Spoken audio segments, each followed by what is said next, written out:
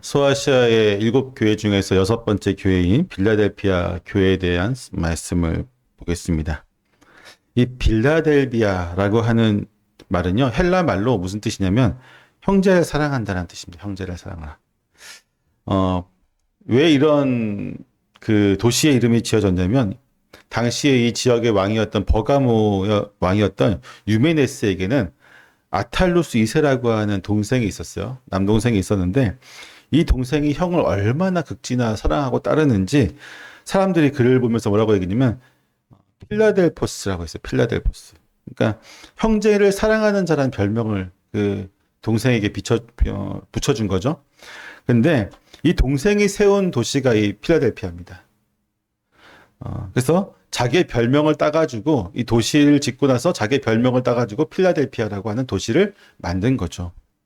그가 이 필라델피아라고 하는 도시를 만든 이유는요, 목적을 가지고 있었는데 그 목적이 뭐였냐면 이 헬라 문화의 어떤 그 전초 기지의 역할을 감당하기 위해서 이 도시를 세웠습니다. 그는 이곳에서 이제 이 빌라델비아라고 하는 도시, 영어로는 필라델피아죠. 필라델피아라고 하는 이 도시가 너머에 있는 내륙 쪽에다가 헬라의 뛰어난 문화와 언어들을 전파할 수 있는 어떤 선교적인 전초기지의 역할을 감당하기 위해서 이 필라델피아를 세웠습니다. 왜냐하면 지리적으로 봤을 때 필라델피아는 드로아에서 버가모 그리고 사대를 거쳐서 이어지는 로마의 중요한 통신 어떤 교통로 위에 있었고 여기에서 길이 동쪽의 내륙으로 갈라졌기 때문입니다. 동쪽으로 내륙으로 가는 것과 동쪽으로 가는 것이 갈라졌어요.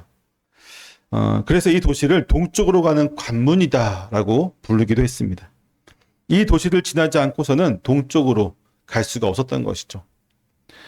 문이 있는 도시, 그 문을 지키는 도시가 바로 이 필라델피아였습니다. 근데 요 문이라고 하는 것을 잘 기억해 둘 필요가 있습니다. 본문에서 이것이 등장하죠. 그러나 이 필라델피아는 또 다른 얼굴을 가지고 있었는데 지난주 설교 기억하실지 모르겠지만 주 17년에 이 4대 교회를 무너뜨렸던 대지진이 있었다고 했었잖아요. 가까이 있었던 도시였던 이 필라델피아도 마찬가지로 그 대지진을 통해서 완전히 무너져 버리게 됩니다. 도시의 사정이 4대보다 훨씬 더 나빴습니다. 왜냐하면 4대는 지진 한 번으로 완전히 무너진 것으로 끝났지만 당시의 기록을 보게 되면 스트라보라고 하는 어떤 역사학자의 지리지라고 하는 그 책에 있는 기록을 보게 되면요. 3년이나 계속해서 여진이 있었다고 해요. 그러니까 그 기록을 보면 이렇게 나옵니다. 그 근처 도시인 빌라델비아는 그것의 성벽조차 안전하지 않고 날마다 흔들리며 어느 정도 금이가 있다. 사람들은 계속해서 땅의 흔들림에 주의를 기울이며 이러한 요소를 염두에 두고 건축을 계획했다. 그러니까 3년 동안 계속해서 여진이 거의 매일 있었다고 하는 겁니다. 그래서 이 도시 사람들은 대부분 성 안에 들어가 살지 못하고 성 밖에 있는 계곡이나 움막에서 오두막이나 움막 같은 걸 짓고 살았다고 합니다. 이 사실을 좀 우리가 또 기억해야 될 필요가 있는데 12절을 볼 때에 주님께서 바로 이 사람들에게 무엇을 약속하시는지가 나와요. 오늘 뭐 다음 주에 12절은 이제 하겠지만 그런 상황 속에서 지진으로 무너진 이 도시를 일으켜 세운 것이 당시 누구였을까요? 사대교와 마찬가지로 로마의 황제였던 티베리우스였습니다. 티베리우스가 약 5년 동안 이 도시의 모든 세금을 다 면제시켜 주고요. 그러니까 이제 필라델피아는 로마의 기념비를 세우는 거죠. 도시를 재건하면서 기념비를 세우고 황제의 양자였던 게르마니쿠스를 신으로 섬기는 의식을 합니다. 심지어 아들도 아니고 양자를 신으로 추대합니다. 그래서 도시 이름을 뭐라고 바꾸냐면 네오카이사레아. 즉 무슨 얘기냐면 젊은 카이사르의 도시. 카이사르가 뭐냐면 로마의 황제를 가리키는 말이 카이사르거든요. 그러니까 젊은 로마 황제의 도시인 겁니다. 풀어서 쓰면. 세월이 흘러서 베스파시아누스 황제 때에는 황제 가문의 이름을 빌려와서 플라비아라는 말을 또 얹어서 도시 이름 또 변경해요. 그러니까 그만큼 여기도 황제 충성에 엄청나게 공을 들였던 도시였던 것을 보게 됩니다. 바로 이런 도시 한복판에 오늘 우리가 만날 도시 교회인 빌라델피아 교회가 있는 것이죠. 근데 또 놀라운 것은 이렇게 황제 숭배가 가장 충성된 도시 가운데 하나인 이 도시에서 주님은 책망을 한마디도 하지 않습니다. 교회에. 겨우 2개밖에 없는 그 중에 하나가 바로 이 빌라델피아 교회인데, 서머나 교회는 지난번에 했죠. 우리가 지난주에 살펴봤던 4대 교회는 뭐라고 얘기했어요? 주님이 살았다 하는 이름은 가졌지만 너희는 어떻다? 죽었다. 이름은 있는데 실체가 없던 것이죠. 그런데 오늘 빌라델피아 교회는 정확히 그 반대에 있습니다. 이 교회는 내세울 이름이 없어요. 자랑할 거리가 없습니다. 엄청난 것들을 우리가 했습니다라고 얘기할 것이 없어요. 능력도 작았고 실체도 작았습니다. 그래서 주님은 이 교회를 향해서 책망하는 대신 뭐라고 얘기하냐면요. 우리 8절 말씀을 같이 한번 읽어볼까요? 시작.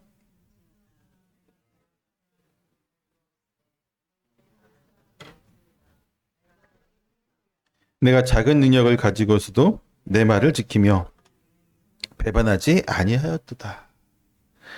오늘 우리가 함께 볼 본문은요. 바로 이 예수님께서 빌라델피아 교회에 칭찬하셨던 것 중에서도 주님의 말씀 지키면서 그 이름을 배반하지 아니하였던 그들의 신앙을 한번 보려고 합니다. 먼저 7절 먼저 볼까요? 7절부터. 예수님께서 자신을 어떻게 소개하시는가. 각각의 교회마다 소개하는 내용이 틀리죠. 근데 이게 중요해요. 왜냐하면 이 소개하는 내용이 결국은 본문의 그들에 대한 칭찬과 책망이 왜 이렇게 자기를 소개하셨는지를 충분히 알 수 있는 대목이기 때문입니다. 7절을 같이 읽습니다. 시작.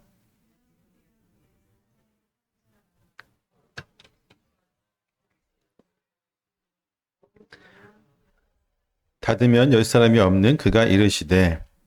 자, 첫 마디가 뭐라고 하십니까? 거룩하고 진실하사. 헬라어로는 호 하기오스, 호 알레디노스라고 하는 말인데, 여러분 거룩하신 이라고 하는 칭호는 누구에게 사용되었던 칭호죠? 구약에서 하나님에게 사용했죠. 특히 이사야에서 거룩하신 이라고 하는 표현을 굉장히 많이 사용하는데 예외 없이 하나님에게만 사용했던 표현입니다. 이사야서에서만 이 이스라엘의 거룩하신이라고 하는 표현이 20번이 넘게 등장을 합니다. 그리고 하박국 3장 3절에서도 하나님을 거룩한 자로 부르고 있습니다. 그런데 지금 이 호칭을 누가 지금 사용하고 있어요?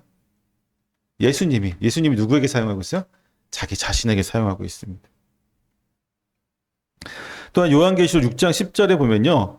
요한계시록 6장 10절에서 제단 아래 순교자들이 뭐라고 얘기하냐면 거룩하고 참되신 대주제여 땅에 거하는 자들을 심판하여 우리 피를 갚아주지 아니하시기를 어느 때까지 하시나 하나이까. 그러니까 순교자들이 억울함을 호소하는 장면인데요. 여기서 거룩하신 분은 누구예요?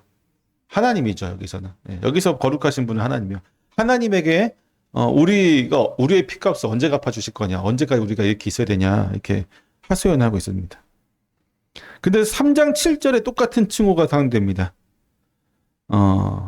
여기서는 예수님에게 사용이 되죠. 그러니까 요한은 지금 예수님과 하나님하고 그 신적인 속성이 어떻다고 얘기하는 거예요? 네, 동등하다라는 얘기를 하고 있습니다.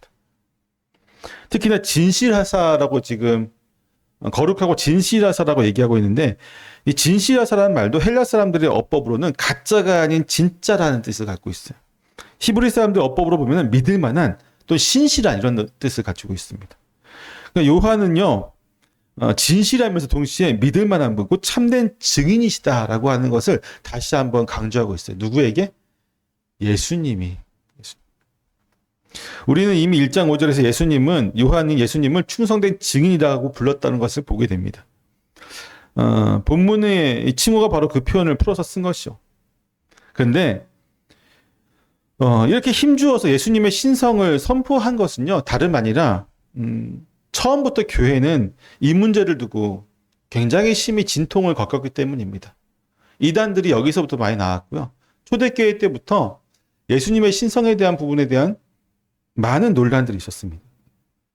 때문에 예수님의 제자였던 사도 요한은 이 부분에 대해서 확실하게 정리하기를 원했던 것이죠. 때문에 요한 1서 4장 2절에 보면 그는 이렇게 얘기합니다. 예수 그리스도께서 육체로 오신 것을 시인하는 영마다.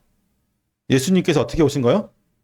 육체로 오신 것을 시인, 다른 말로 믿는 거죠. 그걸 믿는 사람마다 하나님께 속한 것이다라고 얘기합니다. 그러니까 하나님께 속하지 않으면 예수님께서 육체로 오신 것을 시인하지 않는다고 하는 것이죠. 왜 이렇게 말을 했냐면요. 당시 요한이 싸웠던 이단들 영지주의자들이었어요. 지금 계속해서 우리가 영지주의자들에서 또 요한계시록 내에서 그들의 영향력 내에서 타락했던 세속과 타협했던 교회들을 보게 되는데 그거 말고도 영지주의자들이 했던 영향들이 굉장히 많습니다. 그 중에 하나가 예수님의 신성을 부인하는 것이었어요. 당시 예수님이 참으로 육체로 입고 오신다는 것이 그들에게 영지주의자들에게는 이게 지금 말이 안 되는 거예요. 왜? 영지주의자들은 제가 예전에도 설명했지만 육체는 어떤 곳이에요? 더러운 곳입니다. 악한 곳이고 깨끗하게 될 수 없는 것이에요. 그러면 깨끗하고 참되고 진실한 건 뭐예요? 영이에요. 그래서 예수님이 그 참되고 깨끗하고 또 의로우신 그분이 이 더러운 육체에 내려온다는 게 상상이 안 되는 거죠. 그래서 그들은 여러 가지 가설들을 얘기합니다. 우리 눈에만 보이지만 실체는 육체는 아니었지만 우리 눈에 보이는 영적인 존재가 육체를 입은 것처럼 보였을 뿐이다라고 하는 말도 하고요. 그러면 사람들이 반박을 하죠. 예수님이 실제로 먹고 마시고 사람들과 몸을 부딪혔는데 영이 어떻게 부딪힐 수 있냐 했더니 예수님은 특별한 영적인 육체를 가졌기 때문에 영이지만 우리랑 접촉을 할 수 있었다. 뭐 이런 말도 하고요. 계속해서 이제 그런 얘기를 하게 됩니다. 그리고 그 반대편도 있었는데 반대편은 뭐라고 얘기했을 걸까요? 반대편에서는 예수님은 그저 훌륭한 사람이었다. 이 사람들은 어떤 사람들이에요? 예수님의 신성을 부인했던 사람들이죠. 그러니까 예수님의 신성을 너무 강조했던 영지주의자들은 육체로 오신 것을 부인했고 그 반대편 극단했던 사람들은 육체로 오신 예수님을 강조한 나머지 신성을 부인했던 것이죠. 육체로 오신 것을 강조하고 신성을 부인했던 사람들 중에 대표적인 사람이 누구냐면 아리우스라고 하는 사람이었습니다. 이 아리우스 그리고 아리우스주의자들은 예수님은 존재하지 않았던 적이 있었다라고 얘기를 해요. 무슨 얘기냐면 하나님은 영원 전부터 계셨던 존재한 적이 없었던 분이잖아요. 그렇죠? 근데 예수님은 우리는 모르지만 예수님은 존재하지 않았던 적이 있었다라고 얘기해요. 다른 말로 하면 뭐예요? 예수님은 하나님이 지으신 피조물이다라고 이야기하는 겁니다. 피조물. 아리우스가 뭐라고 얘기하냐면요. 성경을 가지고 잠언 8장 22절을 가지고 이렇게 얘기합니다. 주께서 나를 지으셨다. 주께서 나를 지으셨다라고 얘기하면서 그리스도가 하나님께서 지으신 피조물이다라고 이야기를 하고요. 요한복음 14장 28절을 보면서 아버지는 나보다 크심이라는 구절을 들어서 아들이 아버지보다 못하다라고 이야기를 합니다. 성경을 가지고 예수님을 부인하는 것이죠. 그러니까 이단들이 다 그렇죠. 성경을 부인하는 이단들은 거의 없습니다. 성경을 부인하면 그건 이단이 아니고 사입이죠. 그러니까 이단들은 대부분 성경을 가지고 오는데 그 중에서 한두 구절을 가지고 나머지 전체를 오해하도록 만드는, 왜곡하도록 만드는 역할들을 합니다. 결국에 주후 325년에 니케아 공의회라는 당시에 어떤 전 세계 교회의 지도자들이 모여서 이 부분을 해결하죠. 그러면서 공식적으로 호모 우시우스라고 하는 표현을 공인합니다. 무슨 뜻이냐면 호모 우시우스는 이제 라틴어로 동일 본질이라는 뜻인데, 그러니까 예수님과 하나님은 동일하신 분이다. 본질적으로 동일하다. 이 말을 한 거예요, 결국은. 이게 왜 중요하냐면요. 우리의 구원과 관련이 있기 때문입니다. 왜? 피조물은 예수님이 피조물이다 생각해 보세요. 우리를 구원할 수 있을까요, 없을까요? 피조물의 죽음은 결국 피조물의 죽음일 뿐입니다. 예수님이 아무리 거룩한 삶을 살았다고 할지라도 편나 피조물에 불과하다고 한다면 그분의 죽음은 아마도 정말 우리가 아무리 높여서 세워준다고 해도 한두 사람 아니면 몇 사람을 위해서 죽은 것밖에 안 돼요. 모든 인류와 다가올 인류와 인류가 끝나는 모든 이 세대, 후대의 세대, 그 모든 세대를 과거까지 포함해서 그 모든 인류를 다 구원하실 수 있을 만한 분은 피조물에선 불가능한 거죠. 그분이 하나님이시고 동일한 본질을 가지신 하나님이시기 때문에 그분이 십자가에서 우리 대신 피를 흘리셨기 때문에 우리는 그분과 2000년의 지금 시간을 건너뛰어서 우리는 그 보혈의 은혜를 입을 수 있는 것이고 우리의 다음 세대도 그렇게 되는 것이죠. 그분이 한낱 피조물이었고 인간이었으면 그렇게까지 못하죠. 그런데 우리가 이런 이단적인 교리보다 더 중요하고 또 더 깊이 생각해야 될 부분이 있습니다. 뭐냐면 오늘날 많은 사람들이 이렇게 얘기합니다. 예수님은 참 훌륭한 분이셨다. 사랑을 가르치셨고 좋은 교훈을 남기셨다. 사람들은 이것을 예수님에 대한 칭찬이라고 생각하지만 사실 이것은 정중한 형태의 부인하는 것입니다. 왜냐하면 훌륭한 도덕적인 선생은 결코 자신을 하나님이라고 말하지 않기 때문이죠. 교회 안에도 이런 오해가 있습니다. 우리는 그분을 거룩하고 진실되신 이라고 부르기보다는 우리는 어떻게 합니까? 내 문제를 해결해 주시는 분으로 부를 때가 훨씬 더 많습니다.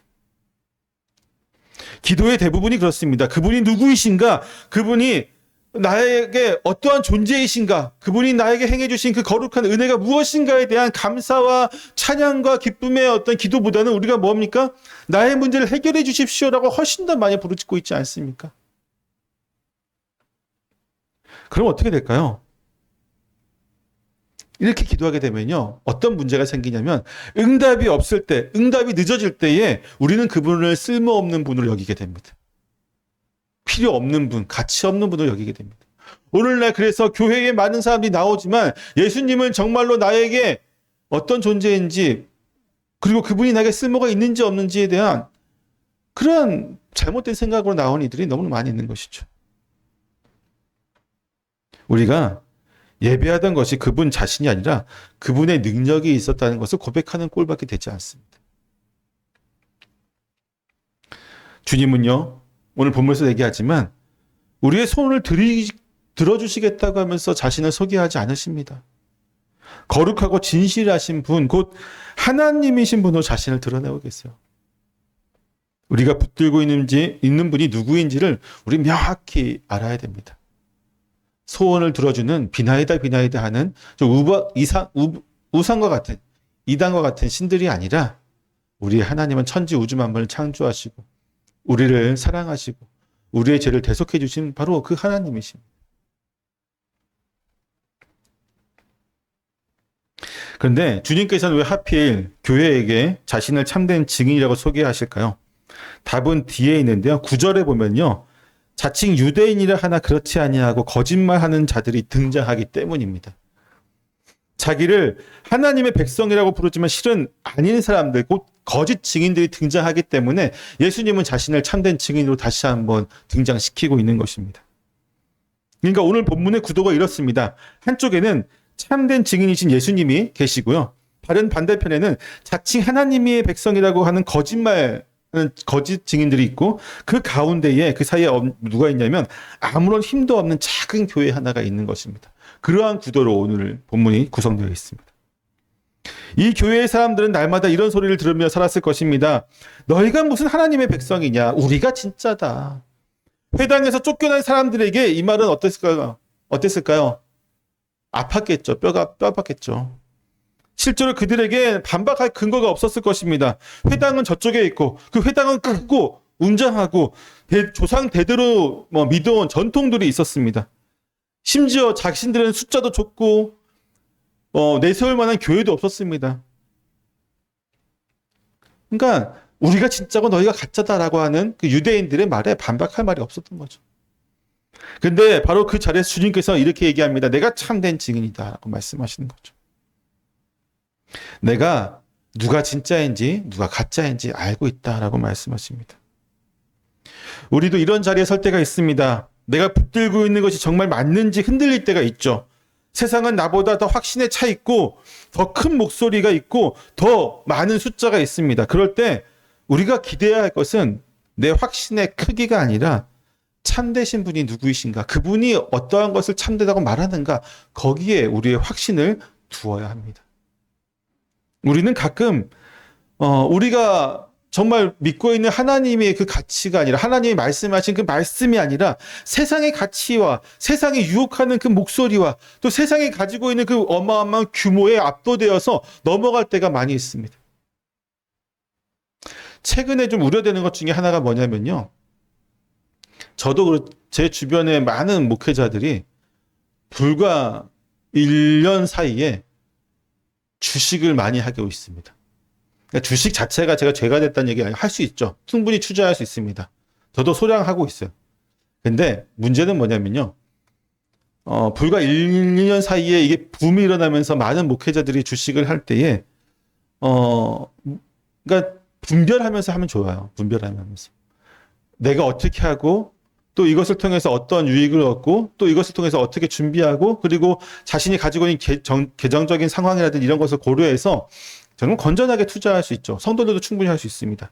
그런데 그것을 넘어서서 이 분위기에 휩쓸려서 자신의 어떤 경제적인 사정을 넘어서서 또 세상에서 이게 좋다고 하니까 휩쓸려서 이것을 안 하면은, 그러니까 제가 우려가 된 것 중에 가장 큰 우려가 뭐냐면요. 목회자들이 만났는데 주식 얘기를 많이 해요. 근데 안 하고 있는 사람은 멍청한 사람이 되고는 어떤 그런 분위기들이 있어요. 그러니까 이거는 좀 심각하다라는 생각을 가끔 하게 됩니다. 우리가 기대해야 될 분은 하나님이죠. 세상에 아무리 이렇게 얘기를 한다고 할지라도 분별할 것은, 우리가 지켜야 될 것은 분명히 지켜야 됩니다. 바울이 이렇게 얘기하죠. 로마서 2장 29절에 보면 그 칭찬이 사람에게서가 아니요 다만 하나님에게서니라. 이게 누구에게 칭찬받아야 돼요? 하나님에게 칭찬받아야 됩니다. 오늘날 우리는 누구의 판정에 설 수 있을까요? 이어서 주님은 자신을 다윗의 열쇠를 가지신 분이라고 또 표현하고 있죠. 이것은 이사야 22장의 표현을 그대로 가져온 것입니다. 이사야서를 보게 되면요. 유다 왕국의 셈나야라고 하는 사람이 있었습니다. 그는 국고를 맡고 왕궁 살림을 맡고 있었던 최고의 관리였습니다. 그런데 하나님께서 이사야를 그에게 보내시면서 뭐라고 책망하시냐면요. 이사야서 22장 16절에 보면 내가 여기와 무슨 상관이 있느냐, 여기에 누가 있기에 여기서 너를 위하여 묘시를 팠느냐라고 책망하게 하십니다. 책망하시는 것이죠. 그러니까 셈나가 무엇을 하고 있었냐면 왕궁의 살림을 맡은 사람이 높은 곳 반석을 쪼아서 자기의 무덤을 화려하게 만들고 있었던 거예요. 맡겨진 자리에서 그 자리를 빛내는 것이 아니라 그 권력을 이용해서 자신을 높이려고 하는 일을 했던 것이죠. 때문에 하나님은 그를 그 자리에서 끌어내시고 이렇게 끌어내시죠. 그리고 나서 그 자리에 다른 사람을 세우시는데 누구냐면 힐기야의 아들 엘리야김을 그 자리에 세우게 됩니다. 그때 하나님이 하신 말씀이 오늘 본문에 인용된 말씀이에요. 이사야서 22장 22절 같이 한번 읽어보겠습니다. 시작. 다윗의 집의 열쇠를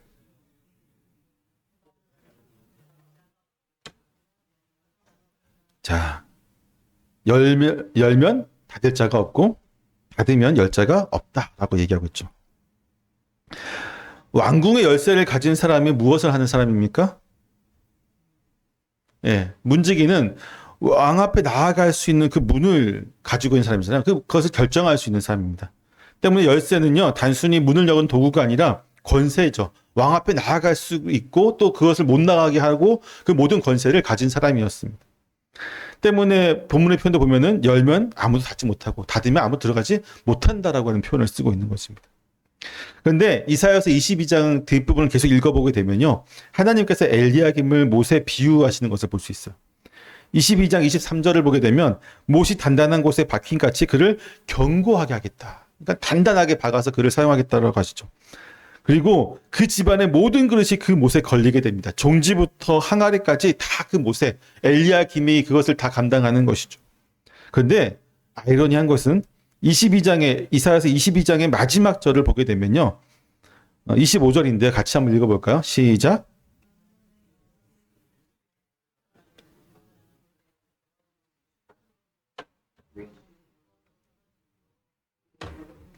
부서지리라. 그렇게 말씀하고 있습니다. 여호와께서 엘리야김을 통해서 못을 박죠. 그리고 그 위에 모든 그릇을 걸어주십니다. 한데 그날이 이르게 되면요, 그 단단했던 못이 삭게 됩니다. 못이 삭고 부러지게 됩니다. 그리고 거기에 걸렸던 모든 것이 떨어져서 깨지게 됩니다. 그러니까 결국은 샘나라고 하는 관리만 무너진 게 아니라 하나님이 세우셨던 엘리야김도 무너지는 것을 보게 되는 거죠. 이사야서 22장은요, 한 사람을 끌어내리고 다른 사람을 세우는 것을 끝나는 것이 아니라 그 세워놓은 사람마저 무너지는 것으로 끝이 나고 있습니다. 그러면 그 열쇠는 어떻게 되었을까요? 맡긴 사람을 찾지 못한 채 남았습니다. 이사야서 22장은 열쇠를 맡긴 사람을 찾다가 끝나는 말씀인 거예요. 그리고 700년이 지난 뒤에 그 한 분이 나타나셔서 이 열쇠를 가지게 되시죠. 누굽니까? 다윗의 열쇠를 가지신 분, 이사야가 찾던 분이 오늘 본문에 나오시고 2000년 전에 우리를 대신해서 십자가에 달려 돌아가신 바로 그 예수님께서 이 다윗의 열쇠를 쥐게 되시는 것이죠. 그렇다면 주님께서 이 열쇠를 가지셨다는 것은 무슨 뜻이겠습니까? 하나님 나라에 누가 들어가는지를 결정할 권세를 누가 가지셨다는 거요? 예수님이 가지셨다는 겁니다. 이미 우리가 요한계시록 1장 18절에서 이 부분에 대해서 충분히 다루었죠. 우리 인생에서도 그런 못이 있습니다. 저 사람만 있으면 되겠다. 또는 저 자리에 앉으면 다 이루어지겠다. 저것만 붙들고 있으면 내 인생이 흔들리지 않겠다. 온 평탄한 길을 가겠다라고 하는 것들이 우리 인생에서 자주 등장을 하게 됩니다. 그런데 못이 부러지면 거기에 걸려있던 것이 다 어떻게 되죠? 깨지게 되잖아요. 샘나의 손에서도 열쇠는 떠나갔고 엘리야김의 손에서도 열쇠는 떠나갔습니다. 사람의 손에 있던 열쇠는 언제든지 부서지고 삭고 망가질 수 있습니다. 즉 우리가 붙들고 있는 못이 무엇이든지 그것은 인생에서 한순간에 못이 될 수는 있지만 영원한 못은 될 수 없다고 하는 것이죠.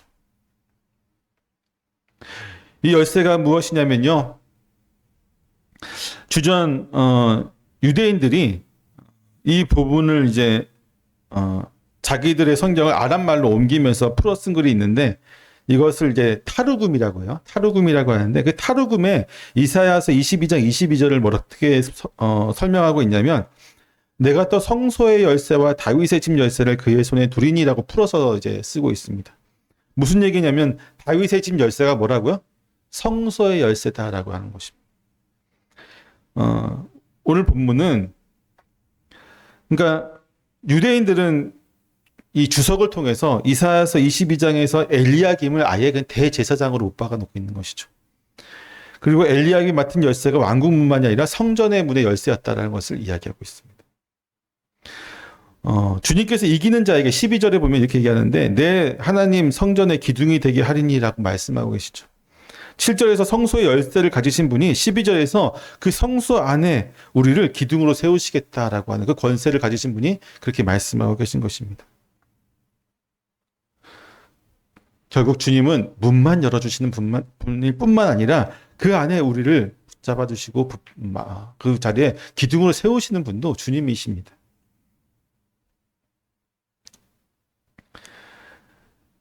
그 열쇠를 손에 쥐고 계신 주님께서 교회를 위해서 뭐라고 말씀하시냐면요, 8절 말씀 한번 읽어볼까요? 시작. 볼지어다 내가 내 앞에 열린 문을 두었을 때 능히 닫을 사람이 없으리라. 내가 내 행위를 아노니 내가 작은 능력을 가지고서도 내 말을 지키며 내 이름을 배반하지 아니하였도다. 아멘. 주님은 그들의 행위를 칭찬하시기 전에 먼저 문을 여시고 계세요. 그렇죠? 그들이 잘했기 때문에 문을 연 것이 아니라 문이 열려 있었기 때문에 그들이 그 문으로 들어갈 수 있었던 것입니다. 우리가 자꾸 잘못 생각하는 것 중에 하나가 뭐냐면요, 많은 그리스도인들이 착각하고 있고 또 잘못 생각하는 것이 우리가 잘했기 때문에 문이 열렸다고 생각하는 이들이 참 많이 있어요. 내가 주를 위해 헌신했기 때문에, 내가 예배의 자리에 와서 빈손으로 오지 아니었기 때문에, 내가 주를 위해서 이러한 일을 했기 때문에, 전도를 했고 내가 몇 명을 이런 것을 했기 때문에 우리 앞에 그 문이 열려졌다라고 생각하는 이들이 많이 있습니다. 그렇지 않아요. 우리가 그 문에 들어갈 수 있었던 이유는 딱 하나, 그 문에 열쇠를 지신 분이 그 문을 열었기 때문이에요. 열린 문을 두었기 때문이죠. 우리 이것을 꼭 기억해야 됩니다. 우리가 잘났기 때문이 아니에요, 여러분. 우리가 무엇을 했다는 것은 항상 우리를 교만하게 만들 뿐이지 그 문에 들어갈 수 있는 자격을 주는 것은 아닙니다. 우리의 신앙에도 이런 순서를 반드시 지켜야 됩니다. 우리가 잘해서 문을 열린 것이 아니라 그 열린 문으로 단지 걸음을 옮겼을 뿐인 우리의 존재를 꼭 우리는 기억해야만 할 것입니다. 이 열린 문에 대해서 좀 여러 가지 해석이 있어요. 대표적으로 두 가지 해석이 있는데 어떤 사람들은 이 열린 문을 전도의 문으로 해석하는 분들이 계세요. 왜냐하면 바울이 자주 사용했던 표현이기 때문입니다. 고린도전서 16장 9절에 보면 내게 광대하고 유효한 문이 열렸으나 라고 표현하고 있고요. 또 고린도후서 2장 12절에 보면 주 안에서 문이 내게 열렸으되, 그리고 골로새서 4장 3절도 보면 하나님이 전도할 문을 우리에게 열어주사. 그러니까 바울은 이 문이라고 한 열린 문에 대해서 항상 전도의 개념으로 많이 사용했습니다. 그러다가 아까도 얘기했듯이 빌라델피아라고 하는 이 도시가 동쪽으로 이제 관문이 열려 있는, 동쪽으로 문이 열려 있는, 문이 달려 있는 도시라고 했잖아요. 때문에 동쪽으로 미기에 아직 복음이 전파되지 않는 곳에 복음을 전하는 전도의 문이다라고 해석을 하시는 분들이 있습니다. 하지만 이 본문에서 열린 문은 그보다 좀 앞선 뜻을 가지고 있는데, 왜냐하면 7절에서 주님이 뭐라고 했어요? 자신이 열쇠를 가지신 분이라고 소개하고 있잖아요. 그렇죠? 그 열쇠가 여는 문이 무슨 문이냐면 사람들 하나님 나라 안으로 들여보내는 문이죠. 때문에 8절의 문은 구원의 문이 되는 것이 더 맞습니다. 전도의 문이라고 해석하기보다는 구원의 문, 즉 하나님 나라에 들어가는 문으로 해석하는 것이 훨씬 더 낫겠죠. 그렇다고 뭐 전도의 문이라고 해석하는 것을 잘못했다라고 무조건 매도하기보다는 순서상 우리가 먼저 구원의 문이 열렸고 그 열린 문으로 이제 다른 사람이 들어온 통로로 해석하는 것이 더 좋을 것 같습니다. 그래서 바로 9절이 이어지게 되는데, 9절은 그 문으로 사람들이 들어오는 이야기가 되는 것이죠.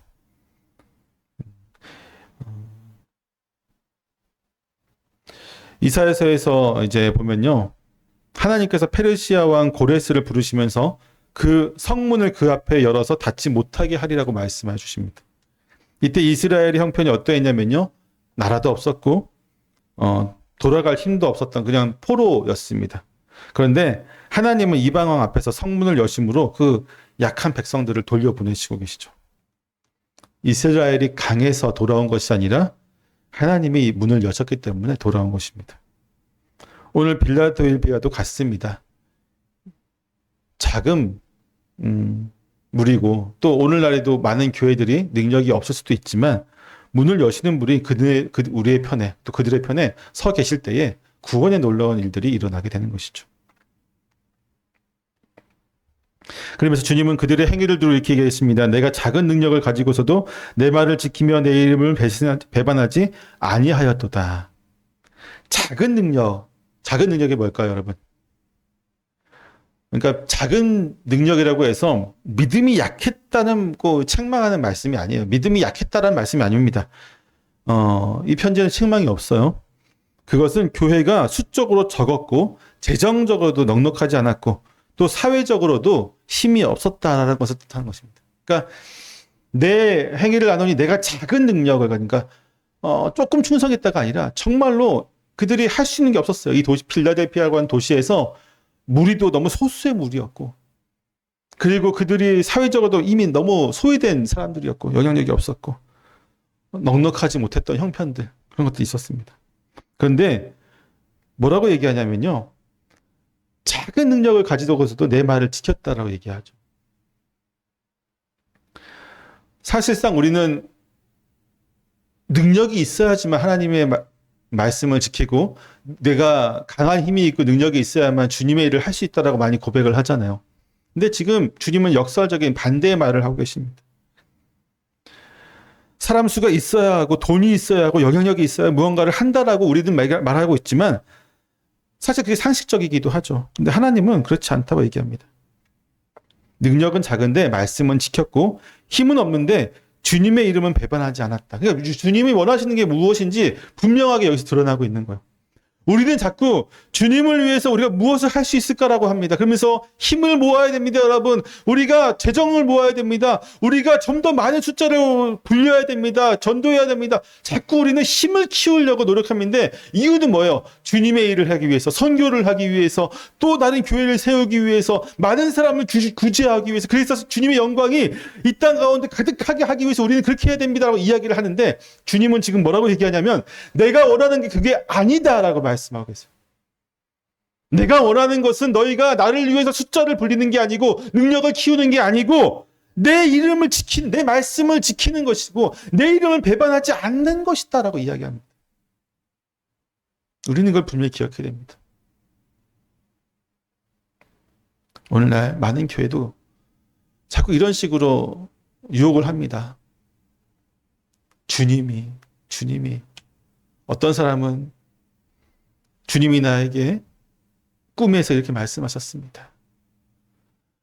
성전을 건축해야 됩니다. 몇 층으로 지어야 됩니다.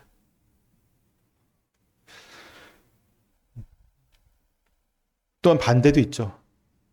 우리는 이렇게 얘기하게 됩니다. 능력이 없어서 못한다고 할 때도 있어요. 사람이 없어서, 돈이 없어서, 힘이 없어서 못한다고 말하기도 합니다. 그러나 주님께서 보시는 것은요, 능력의 크기가 아니라 지켰느냐, 배반하였느냐, 그거죠. 그리고 그렇게 지킬 수 있는 힘은 우리 안에서 짜내는 것이 아니라 이미 우리 앞에 열려있는 문을 통해 걸어갈 때 이루어집니다. 그렇다면 그 열린 문으로 누가 들어오겠습니까? 9절을 같이 읽어보겠습니다. 시작.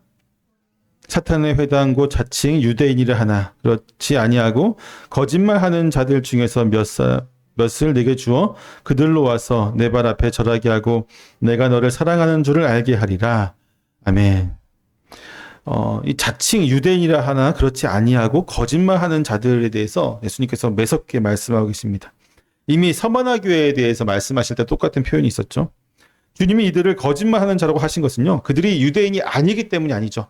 혈통적으로는 그들이 분명히 유대인이 맞습니다. 그러나 예수님 보시기에는 혈통주의, 아브라함의 후손은 맞지만 참 유대인은 아니다라고 말씀하고 계신 것입니다.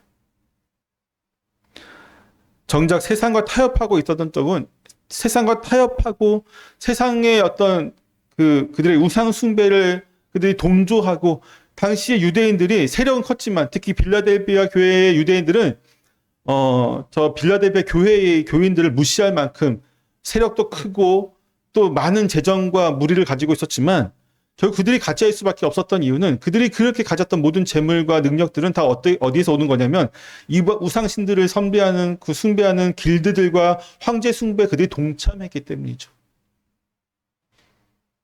그들이 신앙을 타협했기 때문입니다. 물론 가장 큰 이유는 예수님을 믿지 않았기 때문이겠지만 그들이 그렇게 거짓말하는 자들이었죠. 우리도 얼마든지 이렇게 될 수 있습니다. 우리가 가지고 있는 것을 우리가 자랑하게 될 때, 그리고 우리가 어떻게 그것을 가지게 되었는지 돌아봤을 때 회개하지 아니하면 우리도 언제든지 이렇게 될 수 있습니다. 근데 이 구절의 진짜 무게는요, 어디에 있냐면요, 그들로 와서 내 발 앞에 절하게 하리라고 하는 말씀이 있습니다. 이사야서 60장 14절을 한번 같이 보겠습니다. 시작. 너를 괴롭히던 자의 자손이 몸을 굽혀 내게 나아오며 너를 멸시하던 모든 자가 내 발 아래 엎드려 너를 일컬어 여호와의 성읍이라 이스라엘 거룩한 이의 시온이라 하리라. 아멘. 이사야서 45장 14절하고 49장 23절도 같은 같은 비슷한 구절이 나오는데 결국 마지막 날에 이방인들이 이스라엘 앞에 엎드리고 이스라엘의 하나님을 인정하게 될 것이다라고 하는 예언입니다. 유대인이라고 하면 누구나 이 본문을 알고 있어요. 이 예언을 알고 있습니다. 그런데 오늘 본문은 이 예언을 어떻게 하고 있어요? 뒤집고 있어요. 유대인들은 저 이방 사람들이 다 와서 그들 앞에 절하고 이스라엘의 하나님을 칭송할 거라고 얘기하는데 지금 예수님 뭐라고 얘기하냐면 너네가 이방 사람인 그리고 너네가 지금 가짜라고 이야기하는 이 빌라델피아 교인들 앞에 와서 엎드려서 인정하게 될 것이다라고 얘기하는 것입니다. 누가 참 이스라엘인지 마침내 드러나게 되는 것이죠. 회당에서 쫓겨난 작은 무리가 실은 안에 있었고 그들을 쫓아낸 이들이 오히려 밖에 있었다고 하는 것입니다. 게다가 뒤에 붙은 내가 너를 사랑하는 줄을 알게 하리라고는 말씀도 이사야서에 나오는데 이사야서 43장 4절에 보면 하나님이 이스라엘에게 내가 너를 사랑하였은즉이라고 말하고 있습니다. 내가 나를 여호와인 줄을 알리라. 지금 우리가 서 있는 자리가 어디인지 우리는 볼 필요가 있습니다. 세상의 기준으로 재어보면 우리는 소수의 무리입니다. 뒤에 처져 있고 손해보는 쪽일 수도 있습니다. 그런데 하나님의 법에서는요, 그 자리가 안쪽인 것이죠. 밖에 있는 것처럼 보이는 그 자리가 사실은 약속의 한복판에 있는 것입니다. 그렇다면 그들이 발에 엎드리는 것은 굴복하는 걸까요? 아니면 회심하는 걸까요? 여기서도 이 해석이 갈리고 있어요. 많은 사람들이 어떤 사람들이 이 부분을 이제 심판으로 보아서 원수들이 마침내 자신들이 틀렸다는 것을 인정하게 되는 장면이라고 합니다. 그러니까 즉 굴복하는 장면이라고 이야기를 하고 있어요. 근데 본문을 좀 더 자세히 보면요, 오히려 저는 회심으로 보는 게 맞는 것 같아요. 왜냐하면 세 가지 이유 때문인데 여기서 사용된 절하다라고 하는 동사 있죠. 헬라어로 절하다라고 하는 동사가 요한계시록에 20번 넘게 나오는데 이 절하고 경배하는 이 동사가 어디에 쓰이냐면 하나님께든 아니면 짐승에게든 다 뭐냐면 경배할 때에 이 절하다라고 하는 표현을 쓰고 있어요. 예외 없이 자발적으로 경배하는 것입니다. 그러니까 억지로 끌려와서 무릎 꿇는 장면에 이 표현을 쓸 리가 없죠. 두 번째는 인용되었던 이사야서 60장의 문맥 때문인데 이사야 60장은 이방인들이 억지로 끌려와서 항복하는 게 아니에요. 자발적으로 나와서 하나님 앞에 무릎 꿇고 경배하는 것입니다. 마지막 세 번째는 본문에서 내가 너를 사랑하는 줄을 알게 하리라고 하시는데 원수가 이를 갈면서 인정하는 장면이라고는 볼 수 없겠죠. 그렇죠? 오히려 인정한다는 것은 그들로 굴복하게 하는 것이고 회심하게 하는 것입니다. 사도 바울도 같은 것을 바라보았습니다. 로마서 11장에서 바울은 이방인의 구원이 결국 유대인을 시기하게 하여서 그들로 구원에 이르게 하려는 하나님의 방법이라고 말하고 있어요. 그러니까 지금 분명히 혈통적 유대인들은 예수님 믿지 않고 구원에게서 떠나 있지만 결국은 예수님을 통해서 구원을 받은 우리를 통해서 그리스도인들을 통해서 그들이 회심하게 하실 것이다라고 하는 예언의 말씀입니다. 결국 이제 이 약속은 우리를 힘들게 하는 사람들을 보면서 보는 눈을 바꾸라고 요구하고 있습니다. 지금 나를 미워하는 사람, 나를 밀어낸 그 사람이 하나님의 계획 속에서 언젠가는 이 열린 문으로 걸어 들어올 수 있는 사람이라고 하는 것이죠. 원수라고 해서 미워하는 것이 아니라 그래서 주님은 원수를 어떻게 하라고요? 사랑하라고 말씀하시는 겁니다. 지금은 나의 원수였어요. 물론 이제 모르죠. 끝까지 원수일 수 있죠. 우리가 죽고 예수님이 재림하실 그때까지 원수일 수도 있지만 어느 순간 그 원수가 우리의 형제가 될 수 있다고요. 그가 언제 회심할지는 우리가 알 수 없는 것이죠.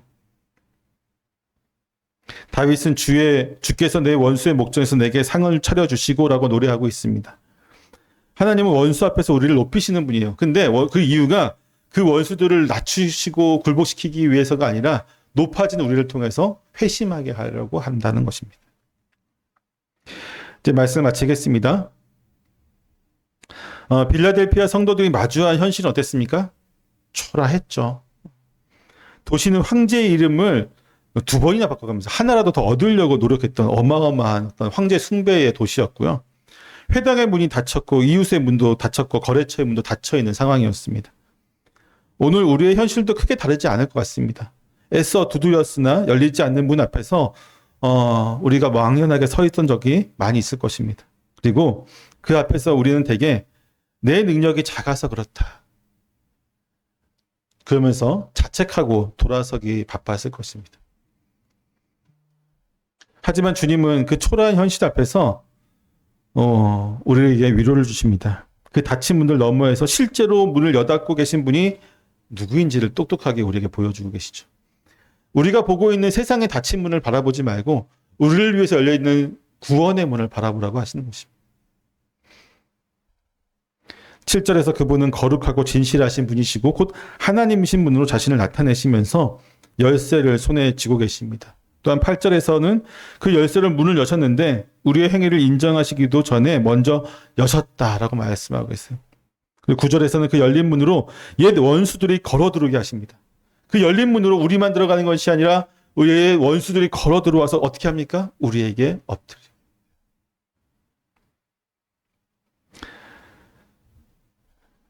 우리는 사실 우리 교회는 개척교회고 지금도 너무 작은 교회죠. 때문에 빌라델피아 교회의 적용이 우리 교회에 더 절실하게 느껴질 수도 있을 것입니다. 그렇지만 분명한 것은요.